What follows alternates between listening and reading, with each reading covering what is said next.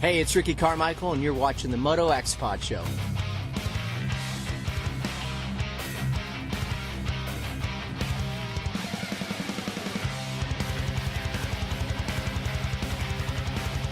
What's up, you guys? Jeremy McGrath here. You are listening to MotoXpod Show.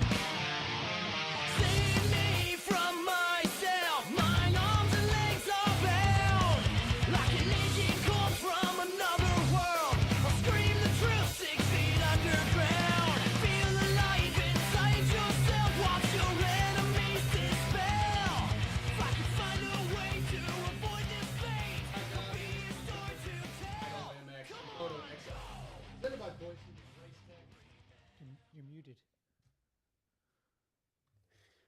Awesome. All right, we'll try this again. It has been a shoot show. It's time for another Vital MX MotoXpod Show presented by Boysen and Race Tech. We have a couple great guests tonight and lots to talk about. First up, we definitely had some technical difficulties starting this thing off. New laptop, trying to get everything set up. Last minute, some audio things. We got it. But before we get into the Boysen intake discussion, let's introduce the guests in studio. Scotty Thompson. What's going on, Scotty? Oh, man, just, watching you get this together. It was entertaining from my point of view. I'm sure it was, yeah. ML and I might get in a fist fight via satellite. Yeah, a satellite fist fight? Satellite fist fight. Also on the phone, back in the States. Ultimately, I've decided on the Sexton ship, and I am the Capitan.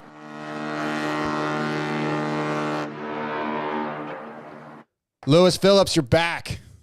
Hello. Are we going to get in a fist fight, or are we okay? We are besties. We will never get in a fist fight. Oh, besties now. Yes. Okay, well, that's a one-way thing, because my bestie is Chase Sexton, and my second bestie is Cullin Park. But you can take the third spot. I mean, I'm on the podium. That's better than some of the listeners, YouTubers, commenters believe. Oh, Jamie, it's like peaks and valleys. Once again, I just am at a loss with these people. You just got to roll with it, man. I'm the same way. I've been getting messages about things. I'm like, I don't know what to say. I just don't know how to respond, so maybe I won't. What do you get messages about?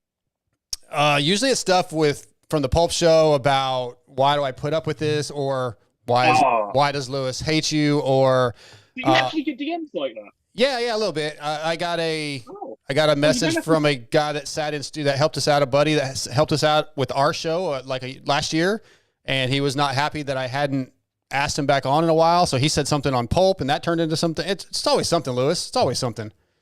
Well, if people are messaging you about me hating you, then please don't suffer in silence, and please bring these to my attention. Well, it's usually not even DMs. It's just the Twitter comments or the Instagram responses. Have you not? Are you okay, Jamie? I'm good, man. I'm perfectly. Okay, I'm just worried about you. No, I'm good now that the show's going. I do not like things changing, and we keep changing things, and then I get stressed out because it's 2 minutes time to go and we're still testing. I'm not good with that. I need to learn to be better at that. Well, I am impressed that I'm here because I was off and then I was drafted back in. I'm not sure how you fixed the issue, but ML sent me a Zoom request and it worked, and then you sent another one and it worked the second time. So I'm not sure what the issue was, but we've had lots of changes. The show, the guest tonight, we are having Rockstar Energy Husqvarna's Malcom Stewart. We were supposed to have Pro Circuit Kawasaki's Chris Blows. He had to cancel last minute. That was fun, trying to get ready for that. But we got Phoenix Honda's Cullin Park coming on, and we're going to have a little discussion about his favorite media person at some point when he's on. Well, that'll be me. That's not really going to be much of a discussion, but I don't know what happened, because he and I thought we were tight over in Paris, and then I don't know why he picked you. I'm not sure where the favoritism came from. Well, you know how it goes when you are capitaning the Sexton ship. Other people take notice. Lewis, did he cool side him? Who? Did he cool side Cullin? No, I think Jamie's putting his best foot forward, but it's just not being reciprocated. That's another thing. I don't understand this whole cool guy thing that's starting now. Like, I keep cool guying people, apparently. That's just not, anybody that knows me know that's not the case. But let's move on just a little bit. This is the Boysen intake discussion, and Boysen's excited to spotlight Boysen's Factory Racing Rider Support Program, a comprehensive support system for motocross and off-road riders. The program offers participants exclusive access to Boysen's products, yearly discounts, and the potential to become one of their new product development test riders. So join the community of Boysen Factory Flyers by visiting boysen.com and applying today. First things first, before Detroit has come and gone, Lewis and Scotty, with really not much to talk about. Really not a whole lot happened in Detroit. And nothing happened. So what I want to get into first is, Lewis, you being back at the races and just how it felt, how the reception was. Did you make any new friends? I only missed 4, which in hindsight wasn't that much. Like, I think I'm fairly on track with everyone else this year. Like, no one's done a full season media wise, so I think I'm batting a good average. But yeah, I was back in Detroit for the first time since Tampa, which, when I put it that way, it does sound like quite a while. And yeah, it was a nice time. So it was good to see everyone again. And no coincidence that I return and suddenly Sexton wins with the best ride of his career. I mean, that's obviously not a coincidence. Gave him a little pep talk in the morning. It worked. That pep talk will now cost money. So if he wants the same pep talk in Seattle, that is now $100 per round. But that's just business. That's just smart business, Jamie. And that's what I'm here to do. I like it. I need a rider that's willing to pay me $100 for a pep talk. I'm in. I'd be in on that. Do you want to know what the pep talk was? Tell me. He said something to me. I can't remember what he said, and I just went, "Yeah, I'm back now. So it's good vibes only. Don't worry about a thing. Good vibes only." And did not look like good vibes only, Jamie. It seemed to work. He even mentioned it in your post race with him. He was glad you were back, and so that must have made you feel good. But what about other riders? You told me that some other people, were glad you were back. You talked to some people, and you feel like you're building those relationships. Yeah, I was quite worried, to be honest, coming over to America because obviously I had GPs on lock, like same way that you have America on lock, Jamie. Like I knew all the riders, everyone knew me, and no one really knew me here. But slowly, people are starting to recognise who I am and what I'm doing. So that is progress. I can only put it down to being associated with someone like yourself. That's probably true. We'll leave it at that. What do you think, Scotty? I'm taking people to new levels. I'm Switzerland. Okay.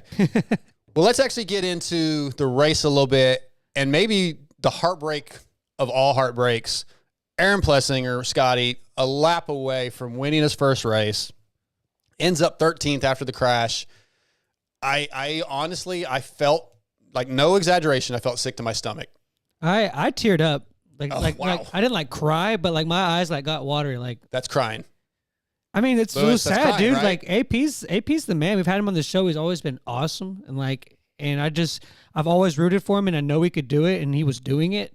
Yeah, and it's just like to see some crazy little thing, and I'm just thankful he's okay because the way he tucked into that tabletop, I don't know what that was. That was scary looking. The way his neck compressed.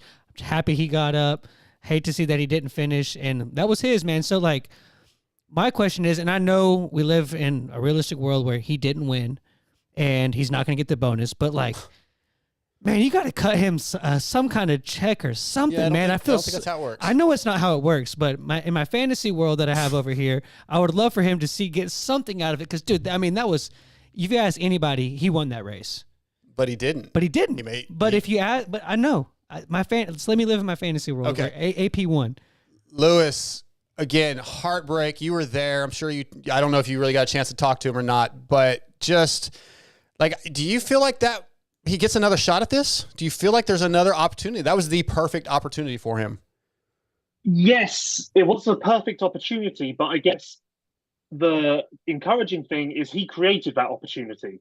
If he was in that position because 5 riders crashed in the first turn and someone else's bike broke, then you would go, okay, maybe lightning won't strike twice and he won't get that lucky again. But there was no luck involved in Detroit. He was the best rider. I think he had the 5 best laps of the race. So, like, he was the best rider, the fastest rider, especially at the beginning, and that's when you've kind of got to go. He could rest on his laurels a little bit because he built that gap early on. Obviously, it was heartbreaking at the time. Everyone knows that.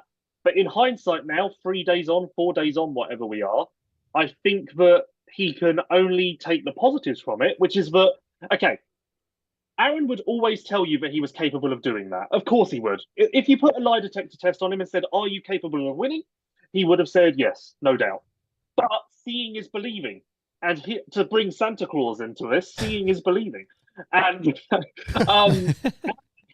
Aaron has now seen that he can do it, which will make him believe that little bit more and should, in theory, unlock something on the mental side, which will cause this to happen again, I would think. So, yes, heartbreaking at the time, but now I think it's 100% positive what happened. And it can only be a good thing for the future. And if you want proof of that, do you not think that Jason Anderson would have liked similar reassurance? Do you not think Jason Anderson would have liked to have something happen where he could sit here now and go, you know what, I can win a race? Only Aaron has that. So that's good. But seeing is believing is my line from this episode, if you want to use that for clickbait or whatever. Okay. Scotty, does this roll into Seattle where they're predicting 80% chance of rain Thursday, 70 Friday, and 30 on Saturday? So it could be conditions that suit Aaron anyway, mm-hmm. Soft, ruddy, possibly muddy. Does this roll into a podium for Aaron in Seattle? Keep in mind, we'll be doing the 6D picks of the week here in a little bit. So what do you think? I mean, I think it can. I mean, I would love to see a... I want to know, does it, though? Not can it. Obviously, it can. Well, does it? You can't say that because, I mean, like... I say it doesn't. I'm saying no, he does not get on the podium this weekend. You know, I thought you were talking about race win, just not even on the podium. This going into Seattle. Does it roll into Seattle? The momentum that he mm-hmm. created, the momentum he created does, but that doesn't really mean anything because everybody can have momentum coming into this race. And, you know, we've seen Roxon got a race, wasn't expecting that. You know, Anderson's been up there in heat races and in Triple Crown mains, and he's shown that he can do it, but it just hasn't happened. Barsha caught the leader last week. This week he fell back. You know, anybody can be in there at any given time, and it's just so hard to predict. Okay. Lewis, does it roll into a podium in Seattle? Well, you talk about the conditions in Seattle, and quite offended that you didn't throw it to me because I'm literally sat in Seattle right now. So do you want a rundown? I do. What look out the window and tell me what it's going to do. Right now, it's clear blue skies, not a cloud in the sky. For tomorrow and Friday, rain is forecast. But on Monday and Tuesday, rain was also forecast, and it never came. So although the forecast looks bleak for Thursday and Friday, it's not 100% that it will arrive. And most importantly, Saturday is sunny with no rain, which means that no matter what happens Thursday and Friday, the track will be salvaged. Because as we've seen many, many times, as long as it doesn't rain during the event, we're fine. That's true. I had seen that there was a 30% chance of rain, so maybe that's changed. And maybe it will. That'd be great. But either way, I just don't think it rolls into a podium for him coming up. I do think he will get a win at some point. And he was the best guy, one of the best guys of the day in Detroit, Lewis. I mean, I forget where he qualified, but he was fast in the heat race. He was challenging Chase for a little bit. He blew by AC in the whoops in the main and went right around the outside. The guy was good. It was definitely his best ride of his career on a 450. Yeah, I would like to know where it came from because he was kind of invisible for the 4 rounds before. He wasn't really doing anything that was noteworthy. And then suddenly he's better than anyone. So there must have been something that changed. Like we were talking about conditions. I don't think that Detroit's conditions were anything that would necessarily favor Plessinger, which again is a massive positive to take moving forward. I'd like to know where it came from. I would presume a bike setup change happened. Or maybe it was just as simple as he got a good start, and when you get a good start, good things happen. Maybe it's as simple as that. It could be. He was definitely looking good all day, so I do hope it continues. We could have very easily had our 5th winner of the year. I think that could have been 5, and I still think Barsh is very close to. He's a guy that could win one this year. Do you think we'll get another winner this year, Lewis? I mean, we got how many races left? 6? 7 races left. Do you think we get 1 or 2 more 450 winners? Yeah, we'll get 1 more. One more. I would bet on Barsha right now with Plessinger 2nd after Detroit. Okay. Barsha's good. Yeah, Barsha's very good. He looked good in Detroit. That battle behind AP was exciting. That was a hell of a race to watch. It was awesome. Our other presenting sponsor, Race Tech, wants to tell you about their service centers. You guys can if you guys want to get your suspension serviced, hit up racetech.com, find your local Race Tech service center, and you can find a tech that probably rides at your local track, is in the area, help you out. You go meet the guy, talk to him, get to know him, trust him. This week's service center is MRP Suspension in Ohio. You'll find Chris Maynard from MRP trackside nearly every weekend. He's the suspension tuner of choice for Matt Burkeen in his 2-stroke Assault on pro motocross and races everywhere. MRP Suspension in Ohio, the Race Tech Service Center of the Week. Again, check out racetech.com to find your local service center. Lewis, so our winner, your guy, Sexton Ship, Chase Sexton, perfect night, fastest qualifier, won his heat, won his main, but he's still 17 points down after the 7-point penalty, which I want to get to in a minute.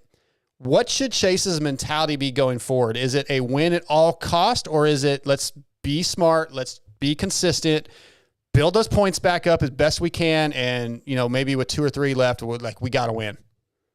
Well, I am completely unbiased, so I will say this. As I see it, if he rides shit, I'll say he rides shit. I don't give a damn. So if he finished 4th in Detroit, I would say he's out of this thing. But with Detroit going so well, I think that means the 17-point gap means nothing. Because crucially, as we've just talked about, Barsha, Plessinger, Anderson, Roxham can get in there and mix things up. So if Chase can replicate what he did in Detroit, technically those 17 points shouldn't be an issue. Obviously, he has to not crash, which has been a problem in previous weeks. But I also expect I would be very disappointed if the crashing returns, because Detroit should have taught him that he can ride well within his means and get the job done. And I think that's why he rode so well. He started behind the top guys. I think he could take stock of the situation and go, oh, look at that. They're in front of me. I'm kind of cruising or going at a comfortable speed, and I'm gaining and they're not pulling away. So technically, this means I don't need to ride over my head, and I can just let this thing come to me, which is what he did. So technically, no matter what happens in Seattle, whether he holds shots or starts 7th, he should have the same mindset, and Detroit should give him comfort moving forward, which will only help him take another step forward in his career. That's what I would say to him if I was in the truck in his corner. Maybe that'll be Saturday's motivational speech. if he brings $100 cash. Yeah, Scotty, what do you think about Chase's mentality? What should it be if it was you? What do you think he should do going forward? That penalty really, that 7-point penalty, it's kind of big. Yeah, it's unfortunate to see, because it's like he finally gets the one thing that's just been eluding him. Which is what? Well, another win. Okay. Okay. I'm just laughing at How you. is that? The one thing he's eluding of is another win. Well, that's what is eluding everybody every week is another win. Do you even want me? Do you even want my opinion? Yes, I do. I just like making fun all of you. All right. So I think that it's just so tough for him he finally gets what he needs, yep. And then it gets kind of almost gets ripped away from him in a sense with the points, because it almost was for nothing in a way.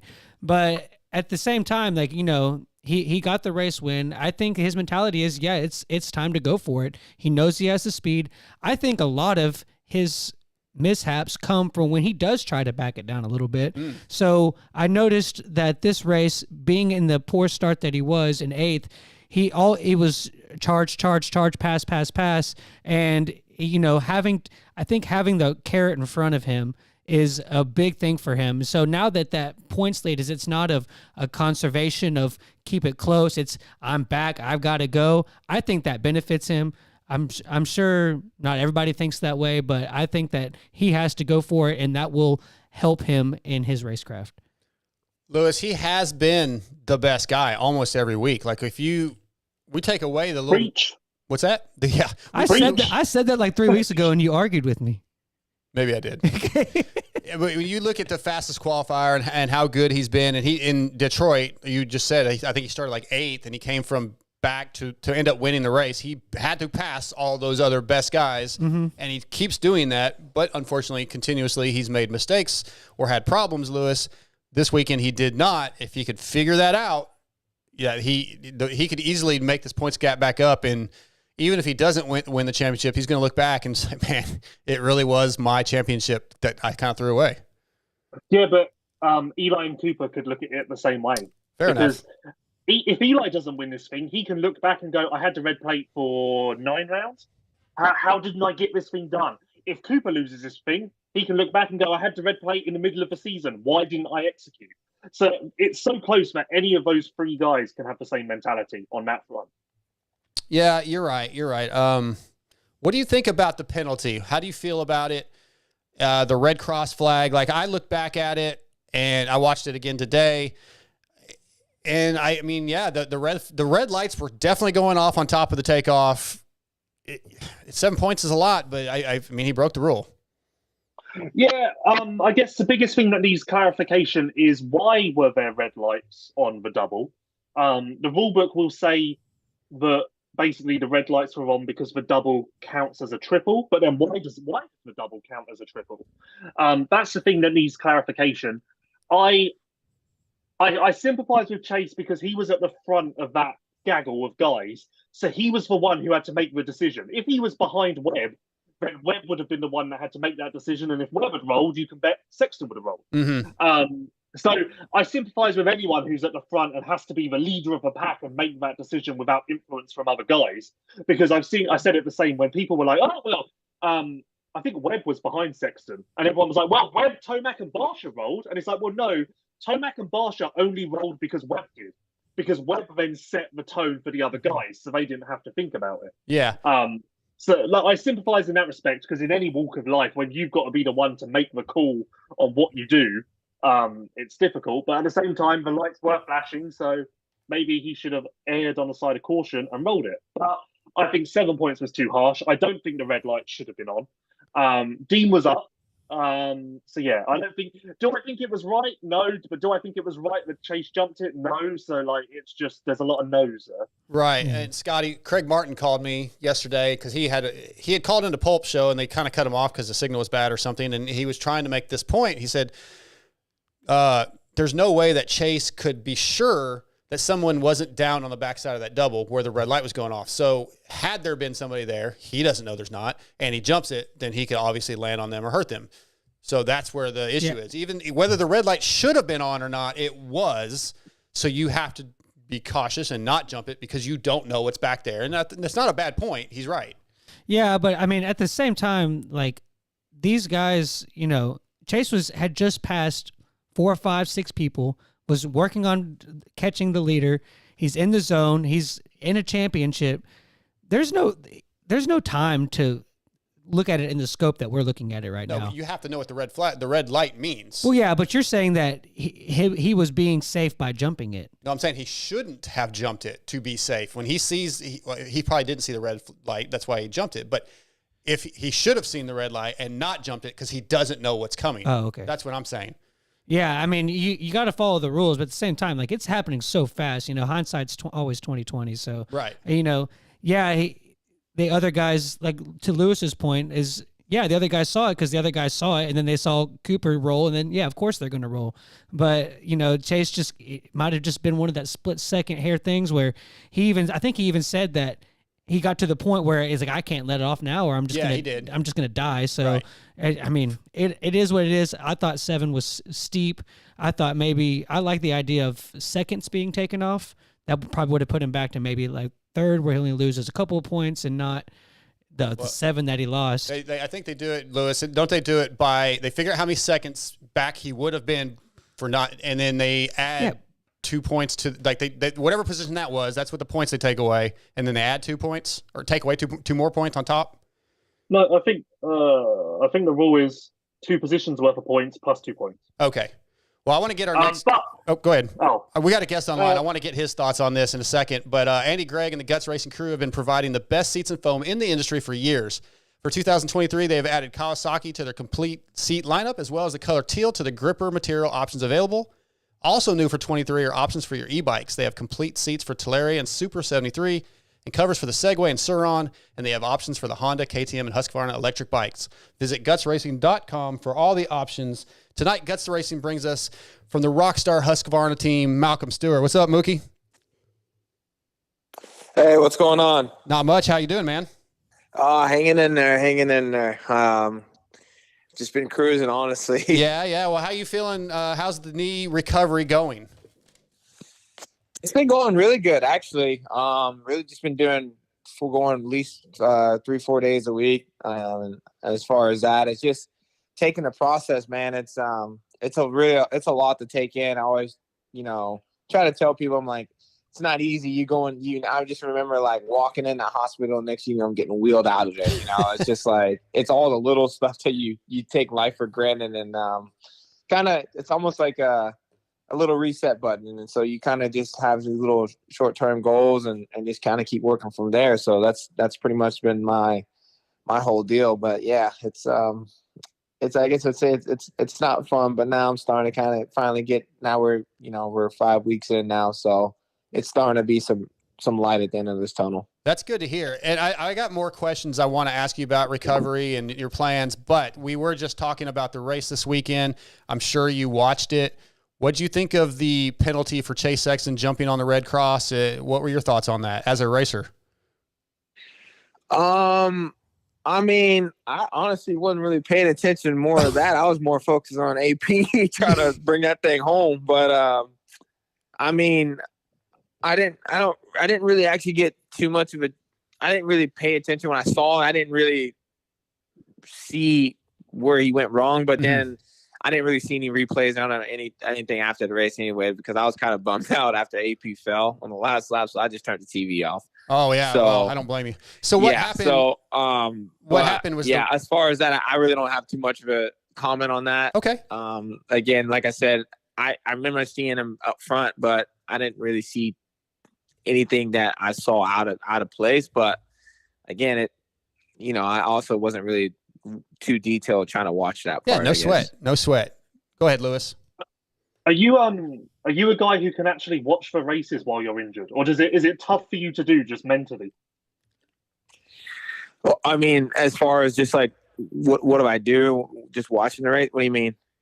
Well, like when you're injured and you watch the races, like, is it hard for you to accept that you're not out there? Do you just kind of kick yourself the whole time, thinking like, "Oh, yeah, Saturday nights are the worst nights for me out of the week." So, yeah, I mean, it's tough, but at the same time, like, I always could say, like, things could be worse, and so I in the beginning, of course, when it first happened to me, and I didn't race Anaheim 2. That really kind of ate me up more alive, and it was more just accepting that we have to run through these steps. And I guess it was that was my biggest battle, was just accepting that, like, the whole Supercross season is done, just accepting that. And of course, watching the guys on the weekends and stuff like that is, you're sitting on the sideline. There's nothing I can do about it. So yeah, it does bum you out a little bit, but like, I guess I can say, like, I'm past that stage now. So I'm more of just when I watch the race, if anything, I'm just learning for what I can do when I come back to racing. You know what I mean? That's the only thing I look at it at this point. It's not like, oh man, I know I can beat this guy or beat that guy. Like, that part of me is already gone. It's more like just watching those guys and learning, the mistakes and the how these guys race and stuff like that. So, so if anything, it's more information for me. So whenever I come back racing, I'll be ready to go. Yeah, I think that's, kind of what you have to do. But it's kind of funny. My question one of the first ones that I had for you was, with the speed that you showed last season and the early into this season, and then seeing the way things have kind of unfolded where, Tomac will have a whack race of outside the top 5. Chase has been throwing away some wins, and Cooper's just kind of been there. If you did have to, where would you put yourself into the mix at this point, showing with the speed that you had? I mean, of course, basing off of, everything I brung last year, there's no doubt that I would be running in the top 3, It's just a matter of, you guys know how racing goes. So everything's got to, come into play. And, we're at obviously 10 rounds deep now or so, and you can see how quick things can change and literally with one lap to go. So, it's just about being in a race. I think Cooper, of course, he hasn't been necessarily the fastest guy for the last few rounds, but he's been the most consistent guy of being there. And that's kind of like, I just kind of look at him like, kind of like that was kind of like me last year, just in the race the entire time. So, I'm not trying to compare apples to apples. There's a reason why Cooper's a 2-time champion. So, but I mean, at the end of the day, it's just about learning, and that's kind of where I'm at this stage. I'm just watching these guys and just learning how things could be. But yeah, I mean, it's definitely been it's interesting race and watching some of the guys that should be up there are not up there. So it's definitely a weird year. Just to kind of follow that up, who, you're saying watching and learning from them, who, if you were in that position, who would you be the most fearful of? Would you be scared of Cooper or Tomac or Chase at this point? I mean, honestly, I don't know. I race these guys all, I guess it's the ego thing. So I guess I can't say I ain't scared of any of those guys, but I always say, like, I always will give somebody that, Coop's always going to be a guy. He's going to be there at the tail end no matter what. Chase is probably one of the fastest guy by far, hands down, on the racetrack. Every weekend he proves that by being the fastest qualifier, stuff like that. So as far as raw speed, he's definitely up there. Anderson's a mystery, man. We don't really know exactly how he is. It just depends on how he ends up and how his night starts for him. And Eli's probably the biggest mystery, because there's times where he'll show up and he can blow everybody's doors off, and there's times where he can just kind of not feel it, or some things don't go his way and he can get fifth or back. So again, it's definitely a different guy for him a little bit. I could see from this year to last year, but I guess Anderson's kind of having the same issues as well. So again, it's racing. Nobody knows exactly what's happening inside that tent. So we all go through face issues, but I guess when you're looking at it from a rider's perspective, like, you can kind of relate and see, if this guy is holding on tight, if they're having arm pump and stuff like that. Because, certain riders, you just know that don't fade, or just you wouldn't think have these problems. So, of course, it could be injury prone, sickness, or, not just comfortable with the bike, or just struggling with the track. So, we're at this stage of this in our career, there's so many things that still surprises us. It's not, we're always not going to be the fastest guy every weekend. And that, I guess that's what makes us racers. It's always interesting. Definitely is. And, speaking of being the fastest, people may forget you led A1 for a little bit. You were definitely on board for a podium before the mishap at A1. And then you had another crash at A2, but speed-wise and comfort-wise, coming into the season, I feel like you were the best you've ever been almost on a 450. You had the 2-year contract, which I know really took a big weight off your shoulders a couple years ago. So I feel like you were really just at your prime coming into the season. Yeah. Again, I was definitely coming in, not necessarily with a chip on my shoulder, but just kind of leaving where I left off, just wanted to take things, nice and easy. And I'll never forget Anaheim 1, I was leading. And I for some reason, I was like, man, I have arm pump right now. And I was like, I've had arm pump before. And it's just all those little details. You're just like, man, we're having arm pump before halfway. This sucks, But I think a lot to do with because of the way the track was pretty sticky and nasty. So everybody was kind of struggling. And it's Anaheim 1, right? It's your very first race, so all the training you've done pretty much from October and so on is now it's here, So, but it was I always said when I had that crash at A1, it was kind of like, dang, like that sucked, The crash was basically 2 laps ago, and then we go to San Diego and have one of the best rides of my life in a heat race, and then we make a small mistake in the main event. It's like, dude, like, come on now, like what is going on? And then the next week, we have a crash on Tuesday and mess my knee up. So it's like, it felt like it was a black cloud, covering me. And I sometimes always just say, God has a plan, and maybe this was the issue, so who knows? But I always just, again, I always try to say, like, it could be worse. I could, be in a way worse situation than this, but unfortunately, when that situation did happen for me, when I found out about the information about my knee around that same time, and around a few hours later, my teammate on the 250 class, Julie Swole, got injured. And it sounds in a weird way, it sounds super messed up, but I kind of felt a little relieved because I felt his pain, because I couldn't imagine how he felt, and he didn't even get a chance to line up on the gate to show anything. So it kind of almost like it was like kind of like kick yourself. It's like, man, like at least you had this, at least you got to see something, right? At least I won a heat race. At least I was the fastest qualifier. I got to lead some laps. There's some type of positivity that I can take out for the short amount of time I was dealt with versus a guy like him that's been training for 4 months, and didn't even get a chance to line up on the gate. So like, I couldn't imagine how he felt, you know what I mean? So that's why I was like, you know what, it's part of racing. This is what we do for a living and we love every bit of it. But sometimes like those reality sets kick in and you take those little moments for granted. Yeah. That's a good outlook on it. What actually happened in your practice crash that messed up your knee? Like, I don't think I've actually heard it from your side. So can you walk us through it a little bit? Yeah. So for me, I mean, it was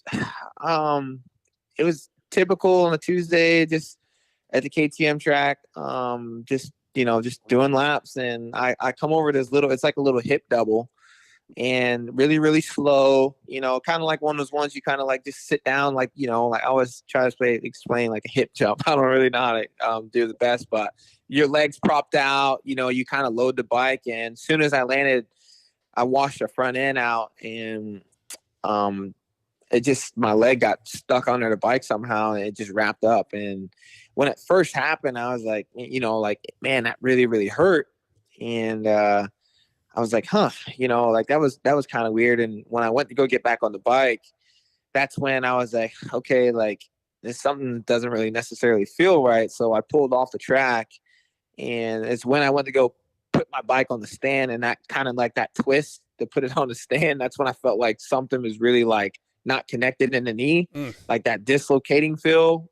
And I was like, okay, there's something going on here. But yeah, it was that crash and it was kind of funny because it's funny now. I guess I can laugh about it, but as soon as I got up and rode off the track, like literally a lap later, RJ crashes in the exact same turn. So I was like, that turn was just biting everybody, I guess. Yeah. But yeah, I mean, it was kind of one of those jumps that, it was really slow. Just, I mean, nothing was out of the ordinary. Wasn't riding over my head. I was actually riding really, really good. Just like I said, I just put everything behind me and what happened on the weekend and just went, focus forward and boom, typical, so I've had thousands. I couldn't tell you how many millions of crashes I've had like that, but you guys already know it's all about how it happens and things like that. I just think my foot got stuck up under the bike and somehow I twisted and that's what happened. Like you were saying, the first 2 rounds were obviously very positive for you from a speed perspective, but the results didn't match up to that. So I'm guessing going into that week before A2, you kind of had your mind set on redemption. And obviously you haven't had a chance to get that redemption. So did that make the injury even tougher to swallow? Yeah, I mean, of course, it's just like, we were so close to Anaheim 1 and then the heat race, we set ourselves up. You couldn't set up yourself up any better situation for going in the main event. And then that happens. And it's like, man, like this is like, what is going on? Like, what am I doing wrong? And it's, I guess I wasn't overthinking it, but I remember like going into, like, I remember leaving Saturday night, leaving from San Diego. And it was like, as soon as I got home, I like completely forgot about what was going on, what happened that night, and it was like just a reset button. Don't worry about it, come from there. But, I guess that I felt like that little bit of redemption was between like Anaheim to San Diego, but we were originally supposed to go to Oakland and they canceled Oakland. So it was kind of like, I felt like it was like another week prolonging of like that redemption, but, once I kind of won that heat race and then I was fastest qualifier, I kind of like relieved a lot. And then, and then again, like there was some type of positivity that I left from that night. Now, I guess it would be worse if I didn't do any of that and then crash on a Tuesday and that would have hurt, so, but again, I mean, what can I say? I thought the most positive way I can truly look at this was I left where I know I still had speed. I still got it. again, the results, if you're looking on the paper, it's not there for sure, hands down. And all my bosses, that's what they look at. But I believe a lot of my team and stuff, they believe and they see a lot of things in me. So anybody that knows who I came into this year, you can't say that, I didn't try to leave off where I left, or leave where I left off last year. So as far as all that, it's there. Yeah, for sure. Malcom Stewart tonight brought to you by Guts Racing. Hey, Malcolm. So there's been a lot of comparisons between the Lawrence brothers and between what you and James had. Well, I just wanted to see what you thought the narrative would be if you and James had been a little bit closer in age, and what would you have liked to have more? And obviously, would you have liked to have more races with James? No, I mean, I guess, we did share some races and stuff like that, but I honestly think like if we were closer, we probably been fighting each other more. But no, I never really looked at it like that, to be honest. I guess I've always been a little brother, and we're 7 years apart. So, yeah, I guess I would say if my brother was when he was in his prime and I was close, I probably wouldn't even be able to hold a candle to him. So, just different eras. But yeah, it's cool to have your brother, when you're racing, with your brother, like the Lawrence brothers. I have nothing but pure respect for those guys. I think it's awesome, that two brothers out there dominating like that. I think that's cool. It's good for the sport. And of course, it just shows that there's a lot of other, families and brothers and stuff like that can come up and do the exact same thing. So, of course, we see the Hill brothers doing it. Me and my brother did it at certain races and stuff. So I think it's just cool, like just a brotherhood thing that it's just a mutual respect. Hey, I want to ask you, you talked about the team kind of knowing what you had, even though you hadn't shown it on paper completely. Has there been any talks of a contract extension, or has there been a contract extension? Can you tell us what the plan is that you know of? Yeah, of course, there's always talks and stuff like that. Obviously nothing's done at this moment, but we're still pretty early in the stage of that. So usually that talk doesn't necessarily, we've had these talks, but as far as anything, signing paper or anything like that, it hasn't necessarily came up yet. But yeah, it's of course it's in the works, but I guess I really can't really say too much about that. But there is talks about That's it. fair. Yes. What's the recovery time on this surgery? Do you know when you'll be back on a bike approximately? Honestly, of course, I know with a typical ACL and stuff like that, you're dealing with 6 months. Occasionally that's kind of like the rule of thumb, but I don't know, because I've done a little bit more on this thing.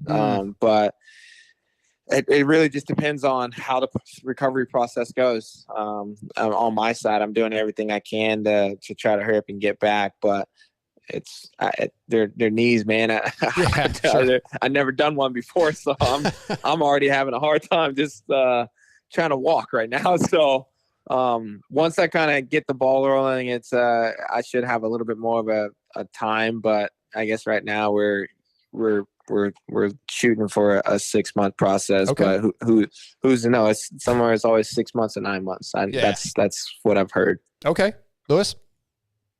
Is there pressure for you to come back sooner rather than later? Like you just said, it sounds like a contract is in the works, so you don't have that pressure. But if it takes the whole year to recover from this thing, do you kind of have reassurance from the team and stuff that you can take your time, or do you feel some sort of pressure to get back and deliver some results?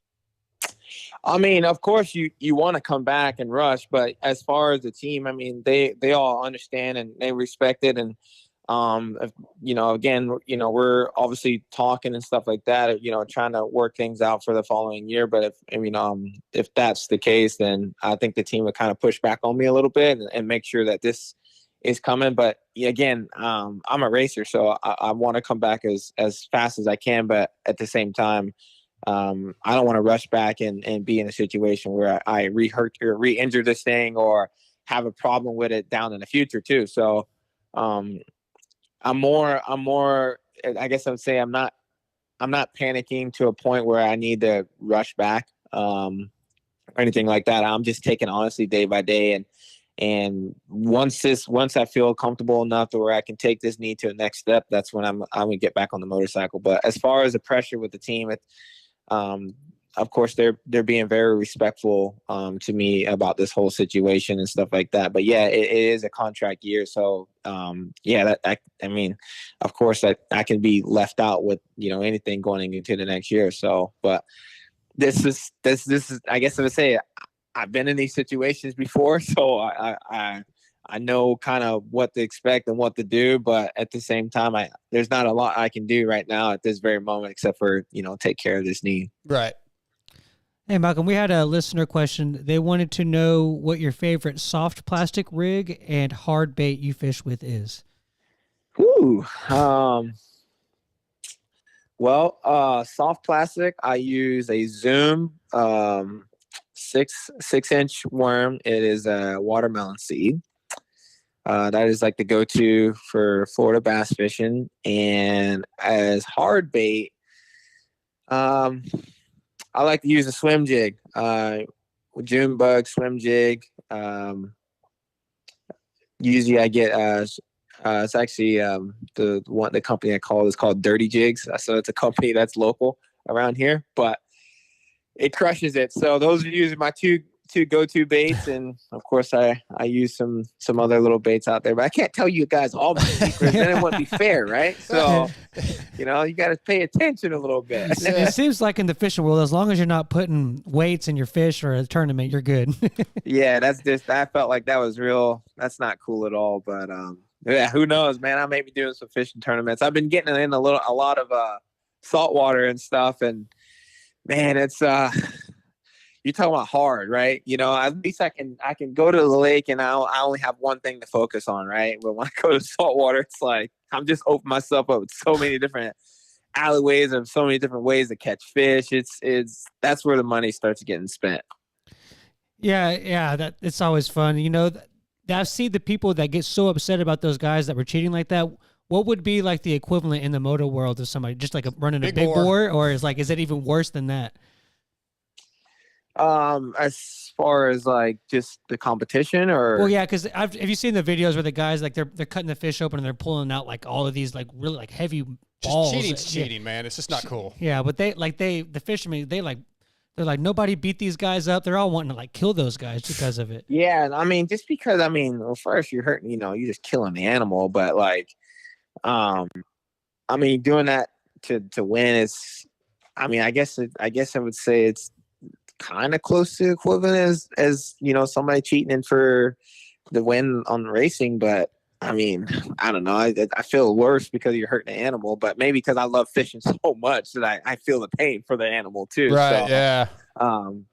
But yeah, man, fishermen are they're serious about that stuff. It's a lot of things that you learn out there when you're fishing. It's a lot, but it's fun, man. I truly, truly enjoy it, and I think it's one of the most relaxing things for me. And actually, I had one of my buddies take me fishing like 3 weeks ago because I was sitting in the house. So I was so miserable. So I was like, dude, you got it. I said, just get me on the boat, please. Just get me on the boat, and I don't even care where we go. I just don't want to be in the house no more. I feel like the walls were closing. But yeah. It's good to have that refreshing, because sometimes, man, like you can get wrapped up and you just start to think, and you guys know how it is we're wired one way, and when you're not doing the thing that you love to do, it's like, all you do is think about negativity and things like that. So it's just a part of life, but obviously for me, I'm in a really, really good spot. Things are starting to really, come around for me. So it's I guess I would say for me, it's I'm in a happy mood. Yeah, it's interesting. You kind of bring up the mental side just of life in general, needing a break, and you race at high level. It's a very mental game. We see what these three guys, mainly they're going for a championship right now, are dealing with. And a month ago, Eli talked about enjoying this battle with the two other guys, and I think just this last week, he's like, yeah, it's not so much fun anymore, and they're having to deal with all this mental stuff and the mistakes they're making, and then you're having to mentally deal with an injury and missing the season and trying to figure out how to balance that. It's a lot to take in when you're a professional athlete and you're supposed to be performing, basically. Yeah, it's really difficult. Yeah, I mean, you just said it, perfectly. Like the window's so short, it can just be gone just like that, right? And so that's how I always try to explain it to people and my friends, my family, and they understand for sure. But like as far as like fans and stuff, like man, there's so much pressure that is on us that we and also added pressure that they're on us as well. So it's life of an athlete is a massive roller coaster. When the good's good and the bad's bad. Yeah. Right now it was bad a few weeks ago, but now we're starting to get on the good part of just the daily life stuff. So right. We just got to take things and honestly, I guess that for me is I'm just breaking it all the way down to stages. Like, let's start the walk correctly. Let's, what I mean? From there, then, we start working on squatting. Then we can work on the, spinning on the bike. Like there's so many stages that I have to gain before I even think about even throwing my leg on a motorcycle. So that's kind of where what I see that's in front of me before I even, get on the motorcycle, I guess I would say. So whenever, they're bringing up to you guys earlier when we were talking about Saturday night, it's like, at first I was like that, anger and all that. But then it kind of was like, well, I before I even get to that on TV again, like I got to be able to walk right. Yeah. I got to do this, I got to do that. So I guess that's my motivation right now. And then I kind of carry over. I like your positive attitude, man. As I said a little while ago, I got one more question and then Lewis has got one to close it out.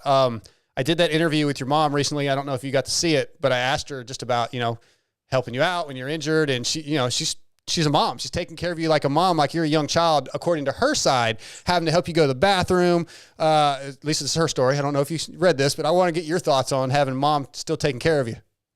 Dude, I mean, man, got to. I'll be the first one, man. I am a mama's boy to the heart. Yeah. Everything. My mom was like my best friend. So it's good to have a mom that's super supportive. And of course I can't take away dad. Dad's very supportive too. No. Your mom said he family. just goes to bed. But I cater to my mom because I know she's gonna do it. My dad's kind of give me like that, dad attitude. You can do it yourself, or try to push you. I told him he was so rough for me. My dad was so rough for me in the beginning of the surgery process. He was like, "Can you move your knee?" And I'm like, "I have a block on it, so I couldn't move it either way if I wanted to." But he was just being a dad, like, "Oh, you can do it, just ignore the pain," right? I'm like, "Oh yeah, sure, go call mom." So, she was, but yeah, no, it's awesome, man. Having mom, she's very supportive, and she take care of her boys. She blew you out on your fear of stitches. No, I'm bad with stitches. I still am. I'll admit, I'll pass out with stitches. Something about those things I don't like. That's great. Your turn, Emmett. Your turn, Lewis. Sorry. Just a random one, which I thought I'd be quite interested in your answer. I think we all know what your strength as a racer is. It's speed. But what do you think your biggest weakness is? My biggest weakness is, I don't know if I can answer that, because then if I tell that, then I feel like the riders would catch me. But I don't actually know what I guess like. let's put it this think way. of one myself. I'll be good by next year. Put it that way. When I come back to Supercross, all those weaknesses that people think about me, they're going to be on point. Nice. All right. You got anything else, Lewis? No, right. I've got nothing. Malcolm, thanks for jumping on, man. It's always a pleasure to talk to you. I'm glad you're in good spirits and you kind of have your game plan, and look forward to seeing you back as soon as you can be. Yeah, no, that's definitely the goal, and I appreciate you guys having me. And hopefully, I'll see you. I try to catch you guys at maybe one of the end of the Supercrosses, and we'll chat up again soon. All right, Malcolm, you be safe. Take care and heal up. All right, y'all stay blessed. All right, you too. See ya. Thanks for Malcom Stewart for jumping on. That was a good question, Lewis. I liked it. That's what I do, Jamie. Just pushing for excellence. No, genuinely though, I wasn't bullshitting. Like, I don't. If you ask me what Malcom Stewart's weakness is, I'm not actually sure. I can't think of something. There's not something that comes straight to my mind. So I was interested to know if he actually thinks he has a weakness specifically that he needs to work on. It sounds like he did, or maybe he didn't know, and that was just his way of like brushing it off because he didn't know what to say. Yeah, I mean, like, I think the only thing that you could say is that maybe he's a little loose and that leads to mistakes, but I think him being loose is what makes him fast. No, he was in the top 10 every single week last year. He was the most consistent rider. He is consistent as hell. Like, there is, okay, the first 2 rounds were a little messy, but I don't think you can say that crashing or anything like that is his weakness, because last year and the year before, he was maybe the most consistent rider overall. True. Yeah. Yeah, that's what I was saying. Like, his only weakness really is one of his strengths. The only weakness I can think of, it really is a strength of his. It's a little loose sometimes, you think? I mean, he rides like that, but I think that's what makes him him. So at the same time, it's just one of those guys. He just has to put all the pieces of the puzzle together consistently. Starts probably, you know, I don't know what his average start is, Lewis. You probably do since you have all the numbers. What are you laughing at? I'm the only one that can see Lewis. He has this giant water bottle. The thing is massive, bro. Hey, why is he staring at me? I just have you on the side of the screen. He likes looking at you, Lewis. But it's very you know what it's very like? Monty Python-esque. When it comes to triple clamp, suspension, and chassis parts, there's no comparison. Luxon MX makes the best parts you can buy. Luxon's advanced engineering background and techniques allow them to develop products that are unlike the rest, lighter and stronger with optimized stiffness to enhance your riding comfort and precision. Luxon products are designed, engineered, and made in the USA, so check them out online at luxonmx.com, and all orders over $100 more ship free. And you can use that promo code MotoXpod to save. Jeremy Martin's running those things to a win in a heat race this weekend. So, yeah, Luxon MX, appreciate you guys being on board. We have Cullin Park coming up in just a couple minutes. But, so what is it, Lewis, before we get Cullin on here in a second, what is it that drew you to Cullin? Was it just him liking you? He's a Chase Sexton guy. We all stick together. Okay. We're literally on a ship together. You make friends when you're on a ship together. That's fair. Yeah, I guess you do. When you're stuck, at sea. Your mateys. Yeah, we're on sea, so we see each other around the ship, say hello, and there we are. Okay. All right. I mean, I was on a wagon once, but I was told I'm not allowed to talk about the wagon. Wait, what? No. Because the web wagon has been stolen from the Watson wagon. That's also trademarked. You know this, that I didn't know anything about really GPs previously. I'm learning. So the web wagon was new to me. Okay, it's the Watson wagon. That is the only wagon in motocross. The Sexton ship is the only ship in motocross. What is the sewer term? I don't know. Me and Sue are looking horns at the moment over this. Oh, the sewer segue. Sewer. No. The relationship is falling apart. Oh well, I can take over. He's very offended, and I'm refusing to budge, and it's a whole thing. Hey, I have a question for you, Lewis. In the on the post race show that you and ML did, you made a comment about my negative questions sometimes, which you're not wrong all the time. But give me some. What brought that up? What made you think of that? I don't know. I was being funny. Oh, okay. I didn't know if there were some specific moments that I think Michael said that I was super positive, or I was too positive, and I was like, well, no, I always start an interview with a positive question. Yeah. And then, as we've discussed, you sometimes start with a negative, and we've discussed that before. I don't think it was anything new. It's not the exact question that you ask. It's like, and I had this problem too. Sometimes it's the way the question is interpreted, because like sometimes the way you would what they would interpret the question is like, hey, so basically you sucked last week, and why did you suck, dude? Like, okay, well, yeah, you don't always say that, but I mean, be positive, right? Yeah. I mean, right, Lewis? Not always. No, like I have done negative interviews, but I will always start with a positive because they loosen up. Yeah, they're like, oh, okay, this will be okay. Yeah, and then bam, second question, negative. The old bait and switch. If you start with a negative question, then their guard immediately goes up.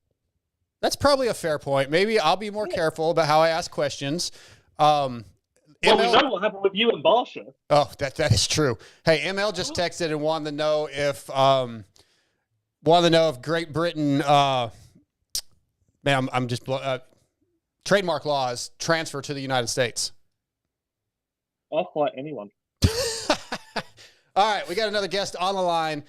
WUSA is your source for all things wheels. If you're looking for a complete set of wheels for your bike, we have something for every budget. If you want to use the same wheels used by Eli Tomac, Cooper Webb, Malcolm Stewart, Christian Craig, Chad Reed, and Jeremy McGrath, just to name a few, we have what you need. We have the exclusive W Edge wheel set starting at $799. As the exclusive import of Hahn, Kite, and Town hubs, as well as XL DID rims, we can build your dream wheels. Give us a call or check out our website. Visit WUSA.com or follow us on Instagram. Use that promo code MotoXpod Show. Tonight, WUSA brings us from Phoenix Honda, my buddy, my friend, Cullin Park. What's up, Cullin? How are you? Thank you for having me on tonight. Well, you're very welcome. I'm glad that you and I, I've really enjoyed watching you ride this year. You've improved every weekend. And I feel like we just built this strong bond in Paris, and I'm a little upset. We're going to get to that in a minute. But we're going to start with your riding, man. You have, like I said, all year, all season, you've been improving. What does that attest to? To be honest, I had a really good off season before the season started this year that I was really happy with. My trainer, Blake Savage, is a big part of that, as well as the guys at Club MX. Every day at Club, we get to ride with, preseason especially, there's probably sometimes 15 of us out there on the track. So, and it's all really fast guys, obviously, like Jeremy Martin, Enzo Lopes, and then all my teammates, obviously. And the track just breaks down so much like a race. So having those conditions every day, I think, is a big part of just my progress this year, especially come main event time, because you kind of know what to expect with the conditions we've been given during the week. So yeah, for sure, I would say a lot of that's preseason, and honestly, a lot of it also has to do with me just believing in myself a lot more this year. I feel like I belong there. I feel like I'm meant to be at Supercross and battling with those guys, where last year I was just kind of getting my feet dipped in the water a little bit. I was nervous and definitely looked at jerseys a lot last year, where this year I'm just kind of like, yep, here we go. Let's do it. Dude, I like that answer. That was a great answer. Before I move on and let my co-host ask a question, I do want to bring up this. So, like I said, I thought we bonded in Paris, and now I hear my co-host, Lewis, is your favorite media guy. I don't know what happened, man. What'd I do? Well, you know what? I don't want to say my favorite media guy. Lewis is up there. Okay. Jamie, I gotta give it to you. You know what? You're right. You've been there since I've been like on the come up a little bit, And then I will say Lewis has to step it up a little bit, because what race was it? Oh, Indy. You even came over to the semi to just a little check in with me, So of course, I will say Lewis doesn't give me that during the day. See, I came and I'm too busy with Chase. Go ahead, Lewis. With what? You don't have any questions? Oh no, I'm offended after that.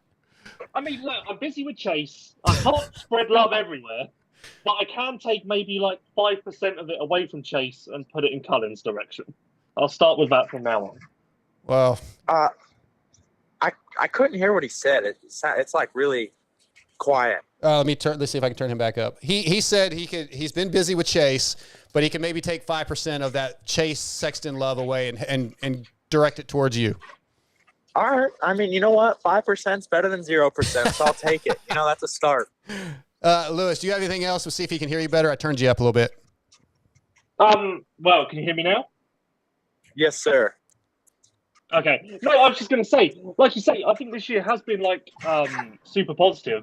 But what do you think the ceiling is for you over the remaining 4 rounds, or whatever you have? Yeah, we have 4 rounds left. And what was the beginning of your question? I'm sorry. No, just that it's been really good for you. And what is, so bleeding on from that, what do you think your ceiling is? Yeah, so we obviously have 4 rounds left, and 2 of them being East-West shootouts. So it's obviously going to get tougher. But for me, I need to get better starts. I've been coming from the back, especially even this past weekend.